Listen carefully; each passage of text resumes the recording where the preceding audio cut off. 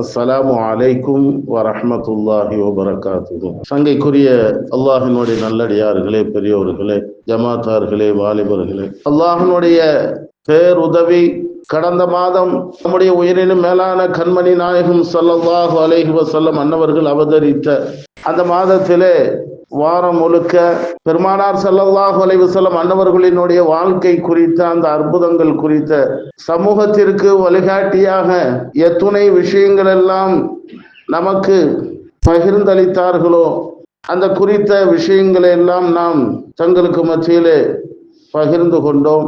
அந்த முதல் வசந்தத்திற்கு அடுத்தபடியாக வரக்கூடிய துவங்கி இருக்கக்கூடிய ரபியுல் ஆஹிர் என்று சொல்லக்கூடிய இரண்டாம் வசந்தம், மற்றொரு வசந்தம். அல்லாஹு தாலா இந்த உலகத்திலே மனிதர்களை பக்குவப்படுத்துவதற்காக, சீர்படுத்துவதற்காக எண்ணற்ற நபிமார்களை அவ்வப்போது இந்த உலகிற்கு அனுப்பி கொண்டே இருந்தான். மனிதனுடைய இயல்பே அப்படித்தான். நம்முடைய குடும்பத்திலே நடக்கக்கூடிய கூடாத ஒரு நிகழ்வு நடந்து விட்டால், குறிப்பாக ஒரு மௌத்து, மரணம் ஏற்பட்டு விட்டால், நீங்காத அளவிற்கான கவலைகள் இருந்தாலும் ஒரு குறிப்பிட்ட காலத்திற்கு பிறகு அவைகளெல்லாம் நாம் மறந்து விடுவோம், நிலைக்கு நாம் வந்து விடுவோம். என்னதான் நபிமார்கள் வந்து இந்த சமூகத்திற்கு ஹிதாயத்தை, இந்த ஷரியத்தை, இந்த மார்க்கத்தை எடுத்து சொன்னாலும் அவர்களினுடைய வருகைக்கு பிறகு ஒரு குறிப்பிட்ட காலத்திலே மக்களினுடைய உள்ளத்திலே துன்யாவினுடைய மோகத்தின் காரணமாக ஷரியத்தை விட்டும் இந்த தீனை விட்டும் விலகக்கூடிய ஒரு நிலை ஏற்படும். ஆகவே தான் அல்லாஹு தாலா உலகம் துவங்கியது முதல் நபி பெருமானார் ஸல்லல்லாஹு அலைஹி வஸல்லம் அன்னவர்கள் வரைக்கும் உண்டான ஹிதாயத்தை மக்களுக்கு எடுத்து வைப்பதற்காக, அல்லாஹுவை பற்றி, இந்த தீனை பற்றி சொல்வதற்காக ரசூல்மார்களையும் நபிமார்களையும் அல்லாஹு தாலா அனுப்பி தந்தான். ஒரே ஒட்டுமொத்தமாக அல்லாஹு தாலா அனுப்பவில்லை. ஒவ்வொரு குறிப்பிட்ட இடங்களுக்கும் ஒவ்வொரு காலத்திற்கும் தேவைப்படுகின்ற போது அல்லாஹு தாலா ஏன் ஒரே காலத்திலும் கூட 2 தீர்க்கதரிசிகளை, நபிமார்களை அனுப்பி வைத்திருக்கிறான் உதவியாக. நபி மூசா அலைஹிஸ்ஸலாம் அன்னவர்களுக்கு ஹாரூன் அலைஹிஸ்ஸலாம் அன்னவர்களை போன்று இப்படியாக நபி பெருமானார் ஸல்லல்லாஹு அலைஹி வஸல்லம் வரைக்கும் எண்ணற்ற நபிமார்களையும் ரசூல்மார்களையும் அனுப்பி தந்த அந்த அல்லாஹ் எம்பெருமகனார் ரசூலே கரீம் ஸல்லல்லாஹு அலைஹி வஸல்லம் அன்னவர்களோடு முற்றுப்புள்ளி வைத்து விட்டார். நபிதான் இறுதி தூதர், காத்தமுன் நபி. இதற்கு பிறகு எந்த நபியும் வரமாட்டார்.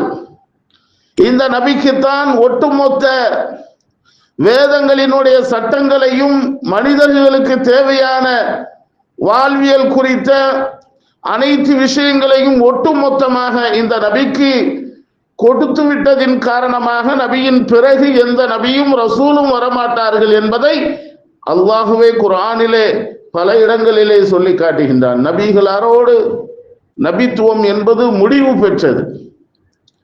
ஆனாலும் கூட காலங்கள் நிறைய கியாம நாள் வரைக்கும் இருக்கிறது. பல ஆயிர காலங்கள் இருக்கிறது. கியாம நாள் வரைக்கும் இந்த தீனை நிலைநாட்ட வேண்டும். அப்படியானால் மக்களிடத்தில் எப்படி இந்த மார்க்கத்தை கொண்டு சேர்ப்பது, இந்த தீனை எடுத்து சொல்வது, நபியோடு அந்த காத்தமுன் நபி நபித்துவம் முடிவுற்றது என்பதை நமக்கு உணர்த்தினாலும் கூட காலம் கடந்து இன்று 15வது நூற்றாண்டு காலங்கள் ஆகிவிட்டது. நபிகளாரினுடைய பிறப்பு இந்த ஆண்டு 1500வது ஆண்டு.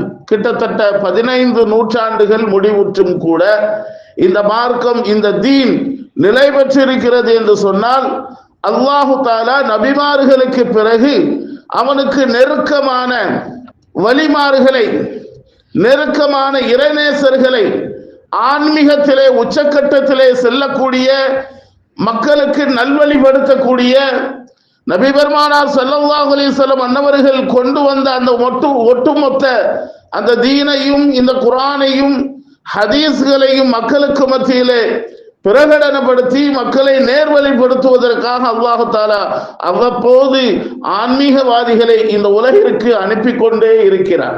சமகாலத்திலும் கூட நாம் அறிய மாட்டோம் இந்த தீன் மக்களுக்கு மத்தியிலே போய் சேர்கிறது என்று சொன்னால் அல்லாஹு தஆலா இந்த தீனை மக்களிடத்திலே கொண்டு சேர்ப்பதற்காக இன்றைக்கும் ஆன்மீகவாதிகள் இருந்து கொண்டுதான் இருக்கிறார்கள். இதுல எந்த விதமான சந்தேகமும் இல்லை. இந்த மார்க்கத்தை கொண்டு செல்வதற்காகவே கியாமத் நாள் வரைக்கும் அல்லாஹு தஆலா ஆன்மீகவாதிகளை, இறை நெருக்கத்தை பெற்ற இறைநேசர்களை, அந்த வழிமாறுகளை கொண்டு வந்து கொண்டே இருப்பார். நாம் அறிவது, அவர்களை அடையாளப்படுத்துவது என்பதுதான் மிக கஷ்டமான விஷயமே தவிர, ஆனால் அல்லாஹ்வினுடைய பொறுப்பு அது. அல்லாஹ் இந்த தீனை, இந்த ஷரியத்தை கியாமத் நாள் வரைக்கும் கொண்டு செல்ல வேண்டும் என்ற ஒரு நிர்பந்தத்தின் அடிப்படையிலே அல்லாஹு தஆலா ஒவ்வொரு காலகட்டத்திற்குமான நேர்வழி பெற்ற அந்த சஹாபாக்களை தொடர்ந்து வரக்கூடிய இமாம்களின் மூலமாக, வழிமாறுகளின் மூலமாக, இறைநேசர்களின் மூலமாக இந்த தீன் பாதுகாக்கப்பட்டு கொண்டே இருக்கிறது. இது அல்லாஹ்வினுடைய பொறுப்பில் உள்ளது. அந்த அடிப்படையிலே தான் 5வது நூற்றாண்டிலே, கிட்டத்தட்ட 470வது ஆண்டிலே நபிகள் பெருமானார் ஸல்லல்லாஹு அலைஹி வஸல்லம் அன்னவர்களினுடைய வழிவந்த மிகச் சிறந்த ஒரு இறைநேச செல்வர், அல்லாஹ்வினுடைய நெருக்கத்தை பெற்ற ஒரு சாலிகான ஒரு குழந்தை பிறக்கிறது. ஹிஜ்ரி 470வது ஆண்டு, 1070வது ஆண்டு கிபி 5வது பெருமானாரினுடைய பிறப்பில் 5வது நூற்றாண்டிலே ஜீலான் என்ற ஒரு பகுதியிலே அப்துல் காதிர் என்ற ஒரு குழந்தை பிறக்கிறது. அவர்களினுடைய தாயார் ஃபாத்திமா அவர்கள், அவர்களினுடைய தந்தை அபூ சாலிஹ். இந்த அபூ சாலிஹினுடைய அந்த தந்தையினுடைய தொடரை பார்த்தால் நபிகள் பெருமானார் ஸல்லல்லாஹு அலைஹி வஸல்லம் அன்னவர்களினுடைய பேர குழந்தை ஹசன் அவர்களை வந்தடைகிறது.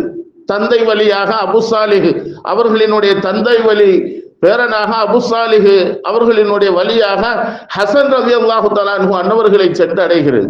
ஃபாத்திமா தாயை அவர்களை எடுத்துக்கொண்டார். அவர்களினுடைய தாய் வழியாக ஹுசைன் ரலியல்லாஹு தஆலா அன்ஹு அன்னவர்களினுடைய வழியை வந்தடைகிறது. கிட்டத்தட்ட அப்துல் காதிர் என்று சொல்லக்கூடிய இவர்கள் நபிகள் பெருமானார் ஸல்லல்லாஹு அலைஹி வஸல்லம் அன்னவர்களினுடைய 11வது பேர குழந்தை என்பதாக மார்க்க அறிஞர் பெருமக்கள் நமக்கு அறிவுறுத்துகிறார்கள். மிகச்சிறந்த ஒரு ஆன்மீகவாதியாக ரமலான் மாதத்திலே பிறக்கிறார்கள். பிறந்தவுடன் குழந்தை எதையும் சாப்பிட மறுக்கிறது. இஃப்தார் நோன்பு திறக்கின்ற வரைக்கும் வாயில் ஒரு சிறு அளவு தண்ணீர் கூட படாமல் அந்த குழந்தை நோன்புடனேயே பிறந்த ஒரு குழந்தை உலகத்திலே இவர்கள் மட்டுமாகத்தான் இருக்கும் என்று வரலாற்று ஆசிரியர்கள் குறிப்பிடுகிறார்கள். பிறந்ததிலிருந்து நோன்பு திறக்கின்ற வரைக்கும் மட்டுமல்ல, ரமலான் காலம் முழுக்க பகலிலே நோன்பு இருந்ததாக வரலாற்று ஆசிரியர்கள் நமக்கு குறிப்பாக தருகிறார்கள். அவ்வளவு சிறந்த ஒரு சாலிகான ஒரு குழந்தையாக பிறந்த குழந்தை. அந்த அவர்களினுடைய தாய் வயிற்றிலே இருக்கின்ற போது எந்நேரமும் குர்ஆனை ஓதிக்கொண்டே இருப்பார்கள். வரலாறுகளிலே சொல்லப்படுகிறது, கிட்டத்தட்ட அந்த குழந்தை 18 ஜுஸூகளை குர்ஆனை பார்க்காமலேயே சிறு குழந்தையாக இருக்கின்ற போதே ஓதினார்களாம். அப்படியானால் இன்றைக்கு ஒரு அறிவியல் விஞ்ஞானம் சொல்கிறது, ஒரு தாய் தன்னுடைய வயிற்றிலே இருக்கக்கூடிய அந்த குழந்தை மாசமாக ஹம்லாக இருக்கின்ற போது அந்த தாய் என்ன பேசுகிறாளோ அந்த தாய் அவர்களுடைய செயல்பாடுகள் எப்படி இருக்கிறதோ அதே போன்று உண்டான செயல்பாடுகள் குழந்தை இடத்திலேயும் இருக்கும் என்பதாக இன்றைக்கு அறிவியல் விஞ்ஞானம் நமக்கு சொல்லித் தருகிறது. தாய் பேசக்கூடிய அந்த பேச்சை அந்த குழந்தை கேட்கிறது, அல்லது அந்த தாய் கேட்கக்கூடிய அந்த வார்த்தைகளை அந்த குழந்தை கேட்கிறது என்பதையும் இன்றைக்கு நிரூபணமாக அறிவியல் விஞ்ஞானம் நமக்கு தெளிவுபடுத்தி தந்த அந்த அடிப்படையிலே பிறந்த அப்துல் காதிர் அவர்கள் சிறு குழந்தையிலேயே குர்ஆனை மிக வேகமாக கற்றுக்கொண்டார்கள். சிறு குழந்தையிலேயே குர்ஆனை முழுக்க மனனம் செய்து கொண்ட ஒரு ஹாஃபிலாக திகழ்ந்திருக்கிறார்கள்.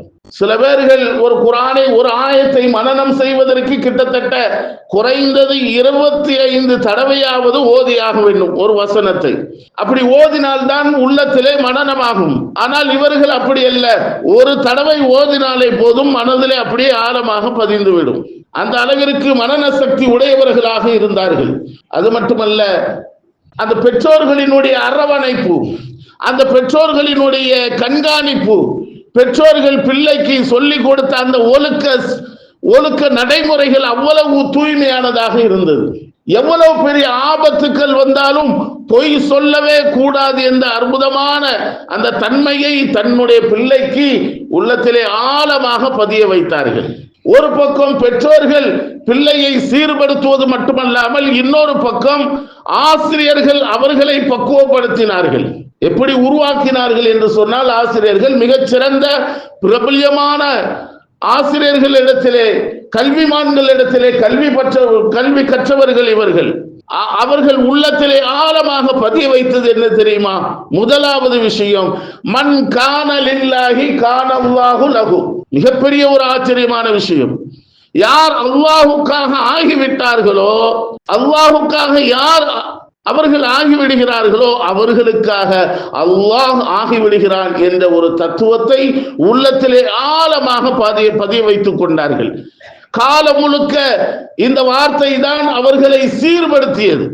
அல்லாஹுக்காக நாம் ஆகிவிட்டால் அல்லாஹ் நமக்காக ஆகிவிடுகிறான், இதில் எந்த விதமான குறைபாடும் வந்துவிடக் கூடாது என்பதிலே மிக கவனமாக இருந்தார்கள்.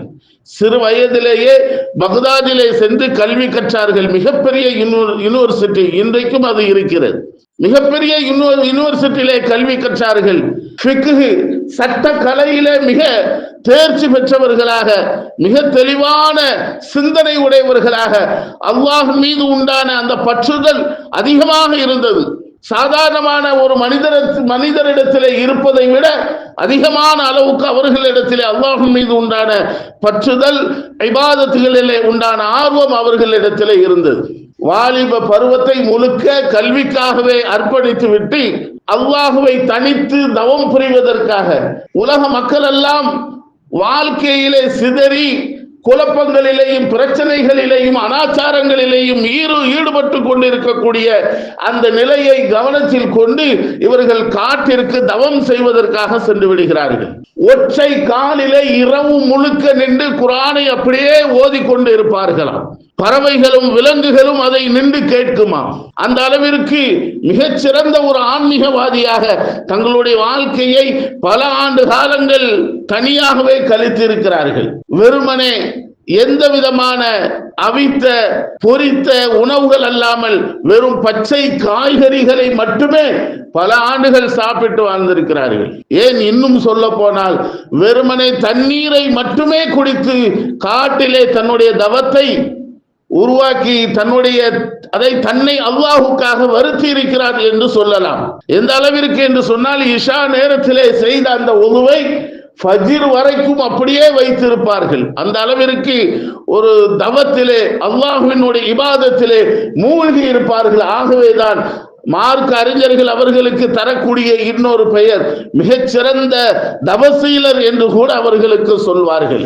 ஒரு நாள் கனவிலே ஒரு அசரீரியை கேட்கிறார்கள். கண்மணி நாயகம் ஸல்லல்லாஹு அலைஹி வஸல்லம் அன்னவர்களையும் கனவிலே காண்கிறார்கள். ஓ அப்துல் காதிரே, வழி தவறிய மக்களை நேர்வழிப்படுத்துவதற்கு இன்னும் நேரம் வரவில்லையா என்ற ஒரு உத்தரவு நபிகள் பெருமானார் ஸல்லல்லாஹு அலைஹி வஸல்லம் அன்னவர்களின் மூலமாக செவிமடுக்கிறார்கள். அதிர்ச்சி உற்றவர்களாக, ஆஹா, இது பெருமானார் ஸல்லல்லாஹு அலைஹி வஸல்லம் அன்னவர்களினுடைய வார்த்தை ஆயிற்று என்று அந்த காட்டை விட்டும் வெளியிலே வந்து மக்களுக்கு மத்தியிலே பிரச்சாரத்திலே ஈடுபடுகிறார்கள். மார்க்கத்தை எடுத்து சொல்லுகிறார்கள். இப்படி நாம் பயான் பேசுவது போன்று அவர்களும் பேசுவார்கள். 100-200 பேர் இருக்க மாட்டார்கள். கிட்டத்தட்ட ஒரு கூட்டத்திலே பேச ஆரம்பித்தால் பல்லாயிரக்கணக்கான லட்சக்கணக்கான மக்கள் குழுமி இருந்து கேட்பார்களாம். இன்னைக்கு ஒரு 100 பேர் இருந்து பேசுறதுக்கு எத்தனையோ மைக்குகள் தேவைப்படுது. கூட்டங்கள்ல பார்த்தா 5-6 மைக்கு இருக்கும். ஆனால் தனியாக எந்த மைக்கும் எந்த ஒரு தொழில்நுட்ப வளர்ச்சியும் இல்லாத அந்த காலம் பல ஆயிரம் மக்கள் இருந்த அந்த பேச்சை கேட்பார்கள். எப்படி முன் சஃபிலே இருந்து மக்கள் அந்த பேச்சை உணர்கிறார்களோ, தெரிகிறார்களோ, அறிகிறார்களோ, அதே போன்று கடைசி சஃபிலே இருக்கக்கூடியவர்களும் அந்த சப்தத்தை முழுமையாக தெளிவாக விளங்குவார்கள் என்று விளங்கி இருக்கிறார்கள் என்று நாம் வரலாறுகளிலே காண முடிகிறது. ஞான போதனைகள் எல்லாம் மிக சிறப்பான முறையிலே மக்களுக்கு தெளிவுபடுத்தி வந்தார்கள். மார்க்க சட்டங்களை மக்களுக்கு போதித்து வந்தார்கள். இவர்களினுடைய பேச்சை கேட்கவே வெளியூர்களில் இருந்து பக்தாதை தேடி வருவார்கள், பக்தாதிற்கு தேடி வருவார்கள். பல லட்ச மக்கள் அவர்களினுடைய பேச்சை கேட்பார்களே, ஆனால் கிட்டத்தட்ட ஆயிரக்கணக்கான பேர்கள் ஹிதாயத்தை பெற்று வெளியிலே செல்வார்கள். பல ஆயிரக்கணக்கான கிறிஸ்தவர்களும் யூதர்களும் இஸ்லாத்தை ஏற்றிருப்பதாக வரலாறுகளிலே காண முடிகிறது. இன்னும் சொல்ல போனால் அவர்களினுடைய பெயர் முஹையத்தீன் என்று மிக சிறப்பான ஒரு பெயரை தாங்கி இருக்கிறார்கள். என்ன காரணம்? தீனை உயிர்ப்பித்தவர்கள். அந்த காலகட்டங்களிலே மக்கள் எல்லாம் மார்க்கத்திலே பிடிப்பில்லாதவர்களாக வழி தவறி அனாச்சாரங்களிலே மூழ்கக்கூடிய அந்த சமயத்திலே சில அற்புதங்களை, கராமாத்துகளை மக்களுக்கு எடுத்து சொல்லி, அல்லாஹ்வுடைய வல்லமையை எடுத்து சொல்லி மக்களை எல்லோரையும் தீனின் பக்கம் அழைப்பதிலே மிக மும்முனைப்பாக தீவிரமாக செயல்பட்டதின் காரணமாக, மார்க்கத்தை மக்களுக்கு தெளிவாக எடுத்து சொன்னதின் காரணமாக, தீன் வளர்வதற்கு மிகப்பெரிய ஒரு காரணமாக இருப்பதின் காரணமாக அவர்களினுடைய பெயரே முஹையத்தீன், தீனை உயிர்ப்பித்தவர் என்ற ஒரு சிறப்பு பெயரையும் அவர்கள் பெற்றிருக்கிறார்கள். அருமையானவர்களே, அது மட்டுமல்ல, இன்றைக்கு குறிப்பாக நாம் அறிந்த வரைக்கும் தமிழகத்திலே பல பள்ளிவாசல்கள், பல பள்ளிவாசல்களினுடைய பெயர்களே எப்படிப்பட்ட பெயர் தெரியுமா? முஹையத்தீன் ஆண்டகை ஜும்மா பள்ளிவாசல். பொய் சொல்லல, ஜும்மா மேடையில நின்று பேசுறேன், அல்லாஹ்வுடைய இறை இல்லத்தில இருந்து பேசுறேன். ஏன், எங்க ஊர் ஒரு சின்ன கிராமம், அந்த ஊரினுடைய பள்ளிவாசல் கூட முஹையத்தீன் ஆண்டகை ஜும்மா பள்ளிவாசல் தான். காரணம் என்ன? அவர்கள் அந்த அளவிற்கு இந்த மார்க்கத்திற்காக தன்னை அர்ப்பணித்திருக்கிறார்கள். இந்த தீனை முழுக்க முழுக்க பழுதடைந்திருக்கக்கூடிய அந்த சூழலில் இருந்து தெளிவுபடுத்தி, அந்த பழுதை நீக்கி மக்களை தெளிவுபடுத்திய மிகப்பெரிய ஒரு மகானாக அவர்கள் திகழ்ந்ததின் காரணமாகத்தான் அவர்களினுடைய பெயரையே பள்ளிவாசல்களுக்கு வைத்திருந்தார்கள் என்று சொன்னால் எவ்வளவு பெரிய ஆச்சரியமான ஒரு விஷயமாக நாம் அதை எதிர்நோக்குகிறோம். அதுவரைக்கும் திருமணம் முடிக்கவில்லை. ஹிஜ்ரி 521 470 பிறக்கிறார்கள், 521 திருமணம் முடிக்கிறார்கள். 4 திருமணம் ஒன்றன் பின் ஒன்றாக முடிக்கிறார்கள். 27 ஆண் குழந்தைகள், 27 ஆண் குழந்தைகள், 22 பெண் குழந்தைகள், கிட்டத்தட்ட 49 குழந்தைகள் அவர்களுக்கு உண்டு. அத்துணை பேர்களுமே மிகச்சிறந்த ஒரு நல்ல ஒரு ஒழுக்கமுள்ள மார்க்கத்தை மக்களுக்கு மத்தியிலே எடுத்து சொல்லக்கூடிய மிக அறிஞர்களாக உருவாக்கினார்கள். கௌசுல் ஆலம் முஹையத்தீன் அப்துல் காதிர் ஜெயிலானி கத்தஸல்லாஹு சிர்ரஹுல் அஸீஸ் இவ்வளவு பெரிய சிறப்புகளை அடைந்திருக்கிறார்கள். சிந்திப்பதற்கான பல சிந்தனைகளை மக்களுக்கு மத்தியிலே கொண்டு கொடுத்து பல ஆசிரியர்களை உருவாக்கி சீடர்களை உருவாக்கக்கூடிய மிகச்சிறந்த ஒரு ஆசானாக முஹையத்தீன் அப்துல் காதிர் ஜெயிலானி கத்தஸல்லாஹு சிர்ரஹுல் அஸீஸ் அவர்கள் விளங்கியிருக்கிறார்கள் என்று சொன்னால் மிகவும் ஒரு ஆச்சரியமான ஒரு சிந்தனை தான் வருகிறது. என்ன ஹஸ்ரத், மிகப்பெரிய ஞானி வலின்னு சொல்றீங்க, 49 குழந்தை என்று சொல்கிறீர்களே என்று உங்களுக்கு உள்ள ஒரு கேள்வி எழலாம். ஏன்னா இன்னைக்கு நிறைய பேரினுடைய கேள்வியும் அதுதான். அவர்கள் சொன்னார்கள் அற்புதமான ஒரு விளக்கத்தை சொன்னார்கள். என்ன விளக்கம் தெரியுமா? இந்த துன்யாவை உன்னுடைய உள்ளத்திலே வைக்காதே, உன்னுடைய கையிலே வைத்துக்கொள். இந்த உலகத்தை உன்னுடைய கையிலே வைத்துக்கொள், உள்ளத்திலே வைக்காதே. உள்ளத்திலே அல்லாஹுவை மட்டும் வைத்துக்கொள். அப்படி வைத்தால் நிச்சயமாக நீ நினைத்ததெல்லாம் சாதிக்க முடியும் என்ற ஒற்றை வார்த்தையிலே சவாலாக எடுத்து சொன்னார்கள் முஹையத்தீன் அப்துல் காதிர் ஜெயிலானி கத்தஸல்லாஹு சிர்ரஹுல் அஸீஸ். இன்றைக்கும் அல்லாஹ் அல்லாஹ் என்று நாம் சொல்கிறோம். மிகப்பெரிய அந்த அல்லாஹ் என்ற வார்த்தைக்கான ஈடாக இந்த உலகத்தில் எதுவும் முடியாது. அல்லாஹ் என்ற வார்த்தையை சொன்னாலே முடியும். நாம் எதை நினைக்கிறோமோ அதை சாதிக்க முடியும். இன்றைக்கு அது நடக்கிறதல்ல, நடப்பதே இல்லை. அல்லாஹ் என்று சொல்கிறோம், 1000 முறை சொல்கிறோம், ஏன் நடக்கவில்லை? துன்யா உள்ளம் ஃபுல்லா அல்லாஹ் என்ற வார்த்தை பேரளவில் இருக்குது, ஆனா உள்ளத்துல முழுக்க துன்யா மட்டும்தான் இருக்கு. நம்முடைய உள்ளத்திலே துன்யா இருக்கிறது, கையிலே அல்லாஹ்வை வைத்திருக்கின்றோம். நேர் மாற்றமாக நாம் செயல்படுகின்ற போது எப்படி அது சாதகமாக அமையும்? யோசித்து பார்க்கிறோம். இதுதான் அவர்களை முஹையத்தீன் ஏற்கனவே நிறைய தடவை கேள்விப்பட்டிருப்பீங்க. ஒரு சம்பவம் உதாரணத்துக்காக வேண்டி சொல்லுகிறேன். கௌசுல் ஆலம் முஹையத்தீன் அப்துல் காதிர் ஜீலானி கத்தஸல்லாஹு சிர்ரஹுல் அஸீஸ் கல்வி கற்கின்ற போதே மிகப்பெரிய ஒரு கொள்ளை கூட்டத்தையே இஸ்லாமியர்களாக மாற்றியவர்கள் அவர்கள். சின்ன குழந்தையாக இருக்கின்ற போதே, அப்பொழுதே அல்லாஹ் தஆலா மிகப்பெரிய ஒரு ஆற்றலை, கல்வி ஞானத்தை, அல்லாஹ் சிறந்த அறிவை கொடுத்திருந்தார். அதே போன்று முதிர்ந்த அந்த காலத்திலும் கூட அவர்களை சந்திப்பதற்காக ஒரு ஷேக் வருகிறார்கள். ஷேக் அவர்கள் இடையிலே மிகப்பெரிய ஒரு ஆறு குறுக்கிடுகிறது, தூரமாக இருக்கிறார்கள், ஆற்றுக்கு மறுபுறமாக இருக்கிறார்கள். தன்னுடைய ஷேக்குக்காக உணவு தயாரித்து கொடுக்கிறார்கள். மிகப்பெரிய ஒரு பார்சல் செய்து அதுல உணவு வைத்து எடுத்து கொடுக்கிறாங்க, கொடுத்து அனுப்புறாங்க தன்னுடைய சீடர் ஒருவர் இடத்துல.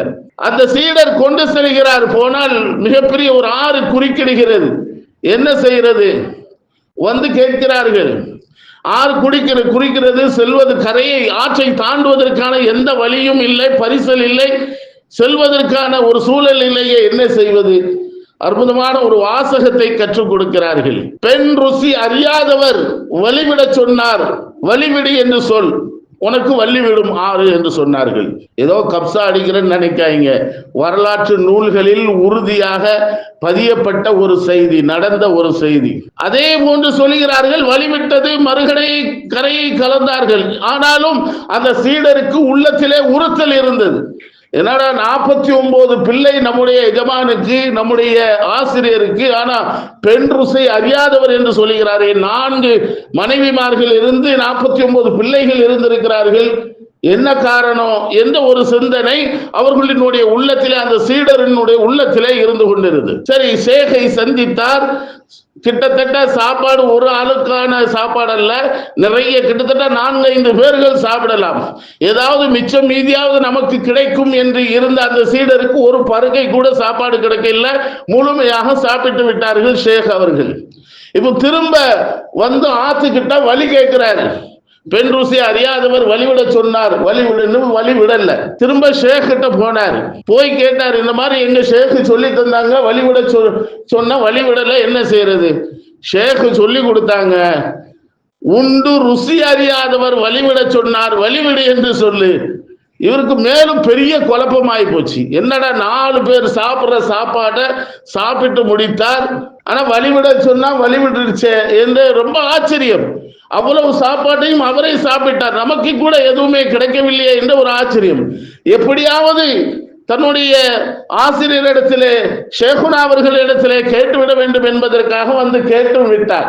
இறைநேசர்களினுடைய வழிகளினுடைய பதில் எப்படி இருக்கும் சொன்னா, தேரியாக இருக்கும், அதாவது பிராக்டிக்கலாக இருக்கும், தேரியா இருக்காது. உடனே சொல்லிட மாட்டாங்க. அனுபவத்துல அவன் படிக்கணும் என்பதற்காக அன்றைய தினம் அந்த ஊர்ல மிகப்பெரிய ஒரு திருவிழா நடக்குது. இந்த சீடரினுடைய தலையில ஒரு பானை நிறைய தண்ணீரை வைத்து 2 பேரை 2 பக்கமும் வாளோடு அனுப்புகிறார். இவர் தலையில இருந்து ஒரு சொட்டு தண்ணீர் கீழே விழுந்தாலும் என்ன செய்திரு, தலையை வீசிரு, தலையை சீவிரின்னு சொல்லி அனுப்புறார்.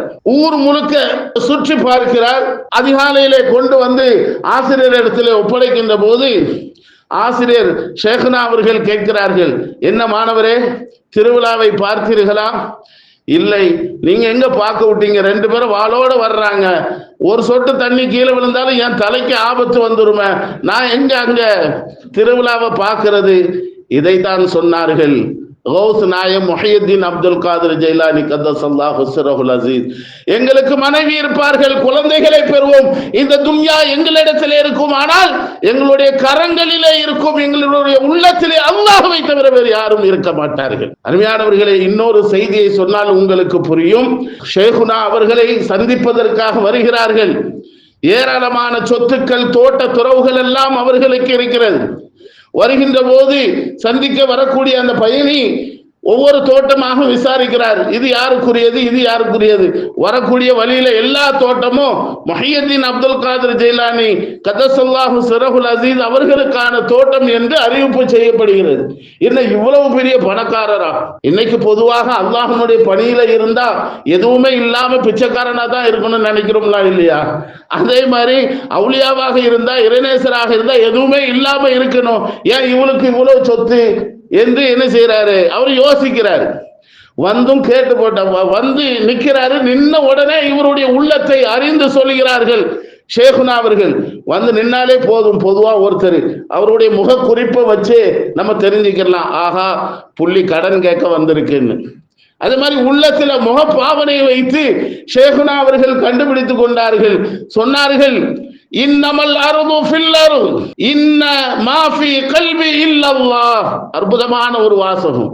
பூமி பூமியில தான் இருக்கு, பூமி பூமியில தான் இருக்கு, என்னுடைய உள்ளத்திலே அல்லாஹ்வை தவிர வேறு எதுவும் இல்லை என்று சொன்னார்கள். இந்த பக்குவம் நமக்கு வரணும். வந்துச்சுன்னா உலகத்தை நம்ம வென்றிடலாம், இல்லன்னா உலகம் நம்மை வென்றுவிடும். கடைசி ரூஹு போக வரைக்கும் என் சொத்து, என்னுடைய வீடு, என்னுடைய இல்லம், எனக்குரிய கார், என்னுடைய பங்களா, அப்படிதான் நம்முடைய வாழ்க்கை கழிகிறதே ஒழிய இது அல்லாஹ் தந்தான், அல்லாஹ் நம்மை அனுபவிக்க வைத்திருக்கிறான் என்ற ஒரு சிந்தனை இல்லாதவர்களாக கடைசி மூச்சு வரைக்கும் நம்முடைய வாழ்க்கை இப்படித்தான் இருக்கிறது. அருமையானவர்களே, அல்லாஹ்வுடைய அந்த மாபெரும் கிருபை உலக அழிவு நாள் வரைக்கும் இது போன்ற ஆன்மீக சிந்தனையாளர்கள் மார்க்கத்தை மக்களுக்கு மத்தியிலே எடுத்து சொல்லி மக்களை எல்லாம் மக்களாக உருவாக்குவதற்கான அந்த தவசீலர்கள், ஆன்மீகவாதிகள் உலக அழிவு நாள் வரைக்கும் வந்து கொண்டே இருப்பார்கள். மக்களுக்கு அந்த மார்க்கத்தை எடுத்து சொல்லிக் கொண்டே இருப்பார்கள். தீன் நிலைநாட்டி கொண்டு இருக்கும், தீன் நிலையானதாக இருக்கும் கியாமத் நாள் வரைக்கும் என்பதிலே எந்த விதமான சந்தேகம் இல்லை. சங்கைக்குரிய அருமையான அல்லாஹ்வினுடைய நல்லடியார்களே, தற்போது சூழ்நிலையிலே நடந்து கொண்டிருக்கக்கூடிய பலஸ்தீன மக்கள் படக்கூடிய அந்த கஷ்டம் கொஞ்ச நெஞ்சம் இல்லை. அவ்வளவு சிரமப்படுகிறார்கள், அவ்வளவு கஷ்டப்படுகிறார்கள். சொல்வதற்கே மனக்கவலைப்படுகிறது, ரொம்ப மனவேதனை அடைகிறது. ஒவ்வொரு நாளும் இன்றைக்கு கிட்டத்தட்ட 22 மாதங்கள், 2 வருஷம் ஆக போகுது. 22 மாதங்கள் அந்த அளவுக்கு அந்த இஸ்ரேல் அந்த மக்களை, இஸ்லாமிய ஈமானிய சொந்தங்களை கொன்று குவித்து கொண்டிருக்கிறார்கள். வான்வழி தாக்குதல், தரைவழி தாக்குதல். சுப்ஹானல்லாஹ், இன்றைக்கு பசி பட்டினியால் செத்து அன்றாட செத்து கொண்டு இருக்கிறார்கள். முறையான மருத்துவம் இல்லை, முறையான ஒருவேளை சாப்பிடக்கூட உணவில்லாமல் பிள்ளைகள் ரொம்ப சங்கடப்படுறாங்க. இது அல்லாஹ்வினுடைய மிகப்பெரிய ஒரு சோதனை. சங்கடங்கள் வருகின்ற போது அல்லாஹ்வினிடத்திலே கையேந்துவதை தவிர வேறு எதுவும் இல்லை என்பதை உணர்த்துவதற்காக நாம் ஒவ்வொரு காலகட்டத்திலும் ஒவ்வொரு நேர தொழுகையிலையும் அந்த மக்களினுடைய விடுதலைக்காக நாம் துஆ செய்ய வேண்டும். அந்த மக்கள் நிரந்தரமான விடுதலை அடைய வேண்டும். ஒவ்வொரு நாளும் குழந்தைகளினுடைய உயிர் பசி பட்டினியால் போய்கொண்டே இருக்கிறது.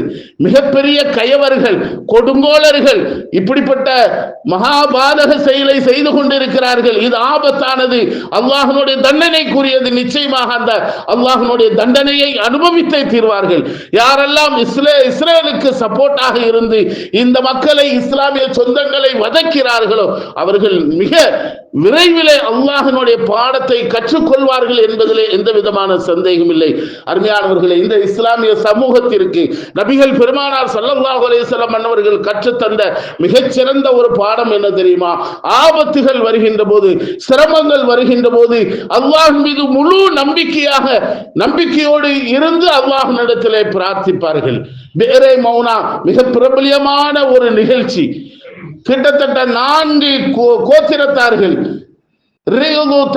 லக்வான், லஹியான், உசையா என்று சொல்லக்கூடிய 4 கூட்டத்தார்கள் வந்து பெருமானார் இடத்திலே முறையிடுகிறார்கள். யார் ரசூலல்லாஹ், அல்லாஹ்வினுடைய தூதரே, இத மாதிரி எங்களுடைய ஊர்ல இஸ்லாத்தை எடுத்து சொல்வதற்காக நல்ல தேர்ந்த ஆளுங்களை அனுப்புங்கள், கற்றறிந்த மிகச்சிறந்த நபர்களை அனுப்புங்கள் என்று சொன்னபோது நபிகள் பெருமானார் ஸல்லல்லாஹு அலைஹி வஸல்லம் அவர்கள் புகாரியிலே இடம்பெற்றிருக்கக்கூடிய ஒரு ஹதீஸ், கிட்டத்தட்ட 70 ஹாஃபில்களை நபிகள் பெருமானார் ஸல்லல்லாஹு அலைஹி வஸல்லம் அனுப்பி வைக்கிறார்கள்.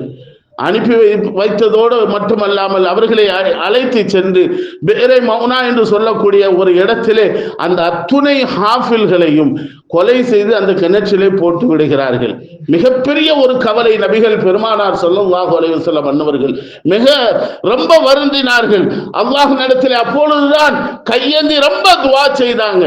அது மட்டுமல்ல, 5 நேர வக்து தொழுகையிலையும் என்று இருக்கிறது, ஃபஜ்ருடைய தொழுகையிலையும் என்று இருக்கிறது, குனூத்தை நாசிலா என்று சொல்லக்கூடிய, அதாவது கடைசி ரக்காத்திலே ருக்குவுக்கு பின்னால் எழுந்து நின்று குனூத் ஓதுவது. தனிப்பட்ட முறையிலையும் நம்ம என்ன செய்யலாம், அவர்களுக்காக குனூத்தை நாசிலா ஓதலாம். அவ்வளவு பெரிய வேதனைகளையும் சோதனைகளையும் அந்த ஹாஃபில்கள் அனுபவித்தார்கள். எவ்வளவு பெரிய மோசமான துரோகமான செயலை நினைத்து அந்த எதிராளிகளுக்கு எதிராக நபிகள் பெருமானார் ஸல்லல்லாஹு அலைஹி வஸல்லம் அன்னவர்கள் துஆ செய்தது போன்று நாமும் துஆ செய்ய வேண்டும். அந்த மக்களினுடைய விடுதலைக்காக, எதிரிகள் அழிந்து நாசமாக வேண்டும், அவர்கள் நிறைய பாடங்கள் அல்லாஹ் அவர்களுக்கு புகட்ட வேண்டும் என்று அல்லாஹ்விடத்திலே குனூத்தை நாசிலாவின் மூலமாகவும் ஒவ்வொரு வக்து நேரத்திலேயும் அல்லாஹ்விடத்திலே கரமேந்தி துஆ செய்வோம். போராட்டங்களின் மூலமாகவும் அல்லாஹ்விடத்திலே துஆவின் மூலமாகவும் அந்த மக்களுக்கு விடுதலை கிடைக்க வேண்டும் என்ற நல்ல நியத்திலே நாம் நம்முடைய இபாதத்துகளை கழிப்போம். எல்லாம் வல்ல அல்லாஹ் தஆலா அந்த மக்களுக்கு முழுமையான விடுதலையை தந்தருள் புரிவானாக, ஆரோக்கியமான நிலையை தந்தருள் புரிவானாக, சுதந்திரமாக நிம்மதியாக தன்னுடைய ஊரிலே இல்லத்திலே வாழக்கூடிய நல்ல நசீபை அந்த மக்களுக்கு தந்தருள் புரிவானாக. ஆமீன். வாஹிரு தவானா அல்ஹம்துலில்லாஹி ரப்பில் ஆலமீன். அஸ்ஸலாமு அலைக்கும் வரஹ்மத்துல்லாஹி வபரகாத்துஹு.